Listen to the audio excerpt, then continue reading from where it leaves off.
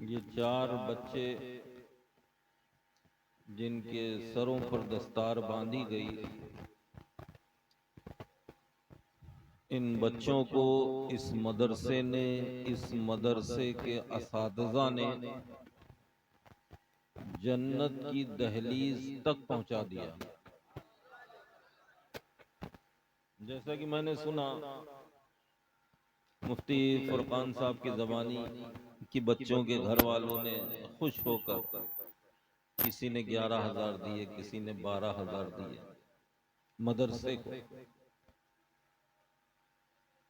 मेरे भाई, 11,000 क्या 11 लाख क्या, अगर तुम अपनी जिंदगी की सारी कमाई लाकर इस मदरसे में डाल दो तब भी इस मदरसे का हक नहीं अदा कर सकते।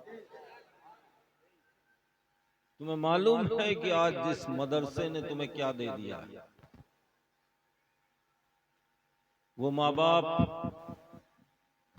जिन्होंने अपने बेटों को मदरसे में दाखिला दिलाया और उनके बेटों को इस मदरसे के स्टाफ ने, असातिज़ा ने, हाफिज साहब ने कुरान याद कराया और इन्हें मुकम्मल हाफिज बनाया, तो वो माँ बाप अपनी किस्मतों पर जितना फख्र करें कम है, जितना रश करें कम है। आज इस मदरसे ने इन बच्चों को जन्नत की दहलीज तक पहुंचाया है। ये मत समझ लेना कि अभी ये जन्नती हो गए, हरगिज नहीं। इसलिए कि अभी सिर्फ इन्होंने कुरान याद किया, कुरान पढ़ा है।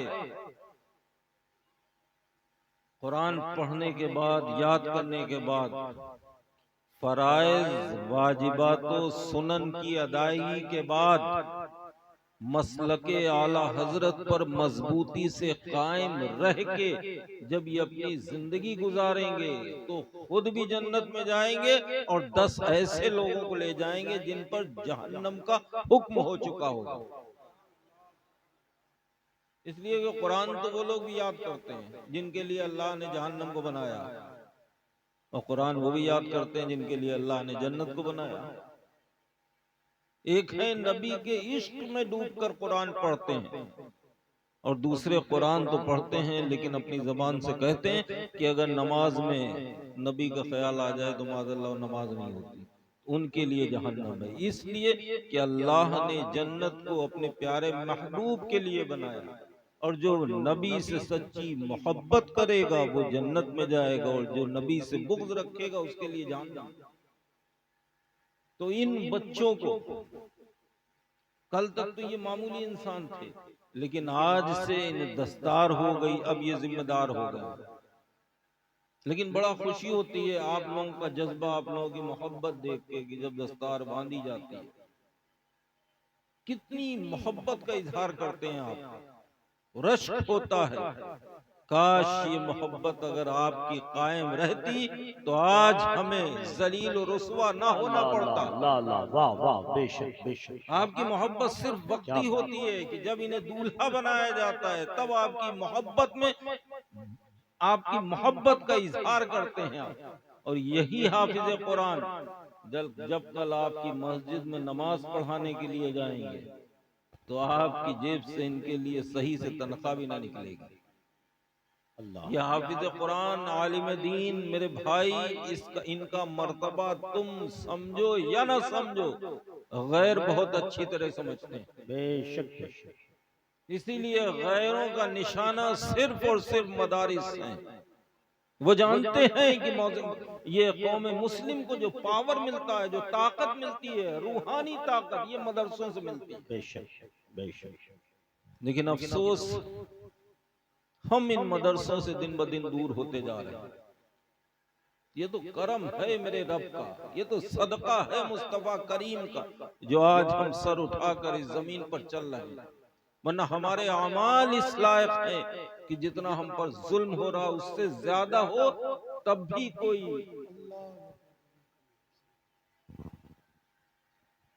हमने अपने आप को ऐसा बना लिया कि हम मस्जिदों से दूर हैं, कुरान से दूर हैं। माँ बाप की नाफरमानियां कर रहे हैं, मुसलमान का बेटा शराब की भट्टी पे नजर आ रहा है, मुसलमान का नौजवान जुए के फट्टे पे नजर आ रहा है, सिर्फ और सिर्फ हम नाम के मुसलमान। ये कुरान, वो तो कहो अल्लाह ने इसकी हिफाजत की जिम्मेदारी अपने पास रखी कि अल्लाह रब्बुल इज्जत फरमाता है इन्ना नहनु नज़्ज़लना ज़िक्रा व इन्ना लहू लहाफिज़ून, बेशक इसका नाजिल करने वाला भी मैं हूँ, इसकी हिफाजत करने वाला भी मैं ही। बेशक। आपने देखा इसी हिंदुस्तान में एक सरफिरा उठा था, उसने कहा था हिंदुस्तान ये कुरान से 26 आयत को निकाल दिया जाए। मेरे भाइयों, कुरान को अगर मिटना होता तो करबो बला की धरती पे मिट जाता, इसलिए कि जब हमारे आपके प्यारे आका इमाम अली मकाम को यजीदियों ने शहीद कर दिया, कत्ल कर दिया, खुशी में जश्न मना रहे थे, शराब पी रहे थे। क्यों? कि अब हमने इस्लाम को मिटा दिया, शरीयत को मिटा दिया। लेकिन जैसे ही उन बदबख्तों की नजर नेज़े पे पड़ी, खुदा की कसम, तो नेज़े पर मेरे आका इमाम हुसैन कुरान की तिलावत कर रहे थे। सुभान अल्लाह, सुभान अल्लाह। बेशक। जब जब कुरान को मिटाने की कोशिश की गई है तो मिटाने वाले तो मिट गए, लेकिन कुरान के एक हर्फ को भी ना बदल सके। आपने देखा था एक सरफिरा उठा था, निकाल दिया जाए, नतीजा ये हुआ कि कुरान से आयात को तो ना निकाल पाया, उसकी बिरादरी वालों ने उसे निकाल के फेंक दिया। बेशक। क्या हाल हुआ उसका कि जिनके कहने पे उसने ऐसी हरकत की थी उन्होंने भी निकाल दिया। इससे पहले एक मर्तबा इसी तरह ब्रिटेन की अदालत में एक रेट दायर हुई थी कि साहब कुरान में कुछ आयतें ऐसी हैं जिन आयतों को लेकर हमें तकलीफ होती है, उन्हें कुरान से निकाल दिया।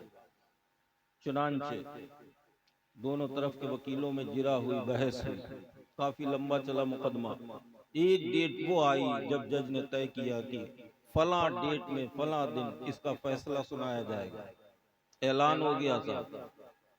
उस दिन लोगों का हुजूम, जम्मे गफीर, जिधर देखो सरीसर नजर आ रहे थे। क्यों? इसलिए कि आज फैसला सुनाया जाएगा कि कुरान से उन आयात को निकालना है। इधर चंद हुफ्फाज़ कुरान जिनके सीने में कुरान था उसी अदालत में हाजिर होते हैं। जज का जब वक्त आया फैसला सुनाने का, एक हाफिज कुरान आगे बढ़ा और उसने पुकार के ललकार के कहा, जज साहब फैसला सुनाने से पहले जरा मेरी बात को सुन लिया जाए। जज ने कहा बहस मुकम्मल हो चुकी है, अब तुम क्या कहना चाहते हो? उस शख्स ने कहा था, जज साहब कलम अपना बाद में चलाइएगा, पहले चाकू मंगाइए, छुरी मंगाइए और उस चाकू छुरी से मेरा सीना चाक कीजिए और मेरे सीने में जो दिल है उसे निकालिए, उसके बाद अपना फैसला सुनाइए। जज भी हैरत में पड़ गया, बोला ये कैसी बात कर रहे हो, क्या मजाक कर रहे हो? कभी इंसान के सीने को चाक करके उसके दिल को निकाला जा सकता? तो उस शख्स ने कहा, हाफिज कुरान ने कहा कि जिस तरह आप मेरा सीना चीर कर मेरा दिल नहीं निकाल सकते, उसी तरह आप कुरान से आयत भी नहीं निकाल सकते। सुभान अल्लाह। इसलिए कि आप कागज के कुरान से तो निकाल लेंगे, हम सबके सीनों में जो कुरान है आप उसे कैसे निकालेंगे? क्या बात, वाह वाह। बेशक बेशक। ये है कुरान मेरे भाई। और इन हाफिज कुरान की, आलिम दीन की फजीलत, इनकी बुजुर्गी, इनका मकाम अगर हमें मालूम हो जाए तो खुदा की कसम हमारी यही तमन्ना होगी, यही आरज़ू होगी कि हम तो हाफिज कुरान ना बन पाए, मेरी औलाद ही हाफिज कुरान बन जाए। बेशक। सुभान अल्लाह। जैसा कि मुफ्ती साहब किबला ने फरमाया था कि आज का इंसान दौलत के पीछे भागता है, और सही बात है मेरे भाई। अगर किसी को अल्लाह ने दौलत दे दी तो उसके पैर जमीन पर नहीं लगते, आसमान में उड़ने की कोशिश करता है। अगर उस सेठ से, उस पैसे वाले से कह दिया जाए कि भाई तेरे 4 बेटे हैं, 3 बेटे हैं, 5 बेटे हैं, एक को हाफिज कुरान बना दो, तो कहता है क्या मजाक कर रहे हो मियाँ, मैं अपने बेटे से इमामत करवाऊंगा, मैं अपने बेटे से अजान दिलवाऊंगा। अल्लाह ने मुझे नवाजा है, मेरा बेटा तो अच्छे अच्छे कॉलेजेस में पढ़ेगा, अच्छी यूनिवर्सिटी में पढ़ेगा, IAS IPS की डिग्री हासिल करेगा, फला बेटा तो मेरा डॉक्टर बनेगा, इंजीनियर बनेगा, वकील बनेगा। जरा गौर करो, थोड़ा सा पीछे जाओ, इसी हिंदुस्तान में एक शख्स हुआ है जिसने हिंदुस्तान पर हुकूमत की है, जिसे तारीख इस्लाम हजरत औरंगजेब आलमगीर के नाम से जानता है। बेशक बेशक। हमें वाह अल्लाह ने चंद रुपये दे दिए, थोड़ा सा सासा दे दिया, थोड़ी सी शोहरत दे दी, तो हम मौलवियों को हकीर समझने लगे। वो वक्त के बादशाह, उन्होंने अपने बेटे को किसी यूनिवर्सिटी में नहीं, किसी कॉलेज में नहीं, बल्कि मदरसे में एक हाफिज साहब के पास दाखिला दिलाया था। और जब उनका बेटा मुअज्जम अली इसी तरह दस्तार लेके अपने बाबा की खिदमत में हाजिर हुआ, अर्ज की बाबा जान आज आपका बेटा हाफिज कुरान बन गया। तो औरंगजेब ने कहा था कि जाओ बेटे अपने दादा जान शाहजहां बादशाह को ये खुशखबरी सुनाओ, तुम्हारे दादा सुनकर बहुत खुश होंगे। चुनांचे मुअज्जम अली ने कदम बढ़ाए, दादा हुजूर की खिदमत में हाजिर हुए, अर्ज की दादा जान मुबारक हो, आपका पोता हाफिज कुरान बन गया। इतना सुनना था, शाहजहां बादशाह की आंखों से आंसू जारी हो जाते, चेहरा बदल जाता है, अजीब सी कैफियत तारी होती है। मुअज्जम ये मंजर देखकर उल्टे पैरों भागते हैं, अपने बाप की खिदमत में हाजिर होते हैं, अर्ज करते हैं बाबा जान आपने तो कहा था कि दादा जान को तो खुशी होगी, लेकिन जैसे ही मैंने दादा जान से कहा उनका चेहरा बदल गया, आंखों से आंसू निकलने लगे। औरंगजेब भी हैरत में पड़ गए, माजरा क्या है, मामला क्या है। उठे अपने बाप की खिदमत में हाजिर हुए, अर्ज की कि बाबा जान आज तो आपको खुश होना चाहिए, आपका पोता मुअज्जम अली आज हाफिज कुरान बन गया। शाहजहां बादशाह ने अपने बेटे औरंगजेब से कहा था, बेटा खुशी का दिन आज तुम्हारे लिए, इसलिए कि तुम्हारा बेटा हाफिज कुरान बना है, तुम्हारा बेटा तुम्हारी बख्शिश का सामान बना है। काश मेरा बेटा हाफिज कुरान बना होता तो मुझे भी खुशी होती। अल्लाह अल्लाह सुभान अल्लाह अल्लाह। मेरे भाइयों, तो औरंगजेब ने अपने बाप से कहा था कि अब्बा जान अब आपका बेटा उसी वक्त आपके सामने हाजिर होगा जब मुकम्मल हाफिज कुरान बन जाए। सुभान अल्लाह सुभान अल्लाह। वाह वाह। चुनांचे वो ऐसे हाफिज बने, ऐसे हाफिज बने कि सिर्फ कुरान याद ही नहीं किया बल्कि कुरान अपने हाथों से लिखने भी लगे। बेशक बेशक सुभान इन हाफिज कुरान, इन आलिम दीन का अगर मर्तबा मालूम हो जाए, आप मैंने बोला ना कि ये खुद भी जन्नत में जाएंगे और 10 ऐसे लोगों को ले जाएंगे जो जहन्नुमियों की सफ में खड़े होंगे, जिनके लिए जहन्नम का हुक्म हो चुका होगा।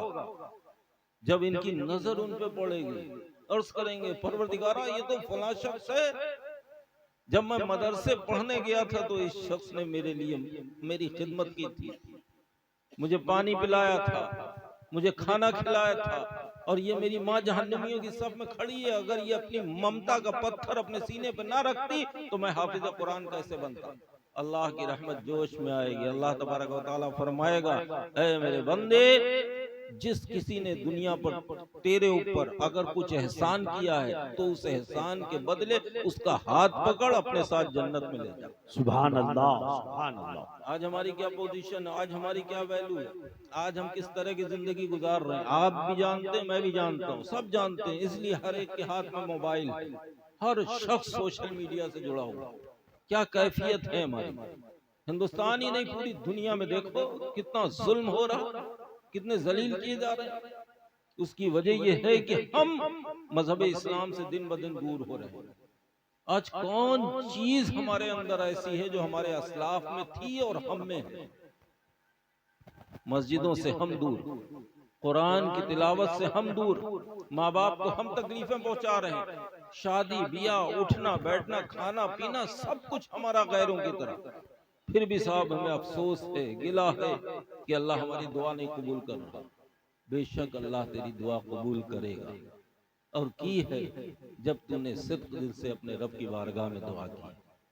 उसके लिए शर्त यह है तुझे सच्चा मुसलमान बनना पड़ेगा, मोमिन बनना पड़ेगा, मस्जिद का नमाजी बनना पड़ेगा, कुरान का कारी बनना पड़ेगा।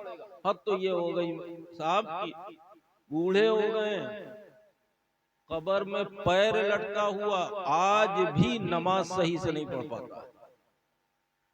जहां इन बच्चों को मदरसों में दाखिला दिलाते हो वहां बूढ़ों को भी चाहिए कि थोड़ा सा टाइम निकाल के हाफिज साहब के पास पहुंचे और अपना कुरान सही करें कि हमें कैसे पढ़ना चाहिए, वरना अक्सर जैसी बोली वैसे बोलते हैं, वैसे कुरान भी पढ़ते हैं, न मखारिज है न तलफ्फुज है।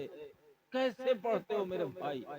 खुदा की कसम, ये कुरान तुम्हें अल्लाह ने पढ़ने के लिए दिया, और इसी के बारे में मेरा रब इरशाद फरमाता है, तुम में बेहतर वो शख्स है जो पढ़े कुरान, पढ़ाए कुरान। तुम में बेहतर वो शख्स है जो सीखे कुरान, सिखाए कुरान। बेशक लेकिन हमने तो साहब बेहतर सिर्फ और सिर्फ दौलत वाले को समझ लिया, हम उसके पीछे भागते हैं। दौलत के जितना हम पीछे भाग रहे हैं उतनी दौलत हमसे दूर भाग रही है। कभी जाया करो कब्रिस्तान में मेरे भाइयों। हमारे पास इतना टाइम ही कहाँ है कि हम कब्रिस्तान में जाएं और थोड़ी देर रुके। हम तो अगर किसी मैयत को लेके गए, बस उल्टा सीधा उसे दफनाया, 3 मुट्ठी मिट्टी दी, अपने घर को भागे। कभी जाया करो उन बैठी हुई कब्रों के पास, जिनके तख्ते टूट चुके हैं, जिनकी कब्रें धंस चुकी हैं, उनके पास थोड़ी देर के लिए बैठा करो और तसव्वुर में लाया करो कि आखिर ये किसकी कब्र है। तुम्हें अंदाजा होगा मेरे भाई, ये उस शख्स की कब्र है कि जिसने दुनिया में बहुत ही शोहरत पाई, बहुत दौलत कमाई।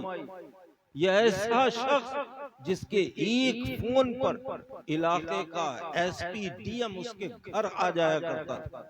ये वो शख्स है कि जब निकलता था न जाने कितनी गाड़ियां उसके पीछे चला करती थी। आज उसकी कब्र के तख्ते टूट चुके हैं, आज उसकी कब्र पर कोई मिट्टी डालने को तैयार नहीं। जरा सोचा करो। और कभी ऐसे गुदड़ी पोश फकीरों की बारगाह में पहुंचा करो, जिन्होंने सूखी रोटी पानी में डुबो डुबो कर खाकर अपनी जिंदगी गुजारी। खुदा की कसम, आज उनके मज़ारात के गुंबद चमक रहे हैं। फर्क इतना है कि जिनकी कब्रें धंसी हुई हैं, उनके दिल में दुनिया की मोहब्बत थी, और जिनके मज़ारात पे मेले लगे हुए, उनके दिल में अपने रब का खौफ, अपने नबी की मोहब्बत। बेशक बेशक बेशक। आज हम जितना दौलत के पीछे भाग रहे हैं, दौलत उतना ही हमसे दूर भाग रही है। हमसे पहले के बुजुर्गों, मेरे ही जद्दे करीम सैयदना मीर तैयब रज़ी अल्लाह ताला, आप आस्ताने शरीफ में अहाते में इस्तिंजा फरमा रहे हैं, हाथ में मिट्टी का ढेला है, इस्तिंजा कर रहे हैं कि अचानक एक कीमियागर आया। अर्ज की, बाबा मैं कीमियागर हूँ, अपने कीमिये से सोना बना लेता हूँ। आप चूंकि इस्तिंजा कर रहे थे, उसकी बात का जवाब न दिया। फिर उसने कहा, हजरत मैं कीमियागर हूँ, मैं अपने कीमिये से सोना बना लेता हूँ। आपने सुना, कोई जवाब ना दिया। फिर उसने कहा कि हुजूर अगर आप कहें तो मैं कीमिये से सोना बना के दिखाऊं। वो अल्लाह वाले, उन्हें सोने से क्या लेना देना। मीर तैयब के हाथ में वो इस्तिंजे का ढेला था। आपने उस ढेले को लिया और उस कीमिया गर की तरफ फेंका। इरशाद फरमाया, तू कीमिये से सोना बनाएगा, फकीर तो इस्तिंजे के ढेले से सोना बनाता है। वाह वाह, सुभान अल्लाह सुभान अल्लाह सुभान अल्लाह ये सुभान अल्लाह अल्लाह। वालों की शान। आज हम दौलत के पीछे भाग रहे हैं, आज हम दौलत के पीछे भाग रहे हैं। अफसोस मेरे भाई कि जो असल दौलत है हमारे और आपके पास में, हम उससे दूर होते जा रहे हैं। ये जो जलसे सजाए जाते हैं, इसका मकसद यही होता है कि जो हमारे मुआशरे में बुराइयां जन्म ले चुकी हैं, हमारे उलमा बताएंगे, हम इस्लाह करेंगे, उन बुराइयों को दूर करेंगे, तो अल्लाह हमारे घरों पर अपने रहमतों की बारिशें फरमाएगा। ये जो हाफिज कुरान है, इनकी कद्र करो, इनकी इज्जत करो। अपने बच्चों को हाफिज कुरान बनाओ, आलिम दीन बनाओ, और अपने बच्चों को डॉक्टर बनाओ, इंजीनियर बनाओ। वक्त की जरूरत है, अपने बच्चों को अच्छी तालीम दिलाओ। एक वक्त फाका कर लो, लेकिन अपने बच्चों की पढ़ाई पे पूरा ध्यान दो, इसलिए कि ये बच्चे सिर्फ तुम्हारे बच्चे नहीं, पूरे मुल्क का, कौम का मुस्तकबिल है। इनका ख्याल रखो। अपने बूढ़े माँ बाप की इज्जत करो, कद्र करो, उनकी खिदमत करो, अपने उलमा की सोहबत इख्तियार करो, अपनी मस्जिदों को आबाद करो, घरों में कुरान की तालीम को आम करो, अपने घर की औरतों से पर्दे के लिए कहो, और मसलक के आला हजरत पर मजबूती से कायम रहो। खड़े होकर सलातो सलाम पढ़ो।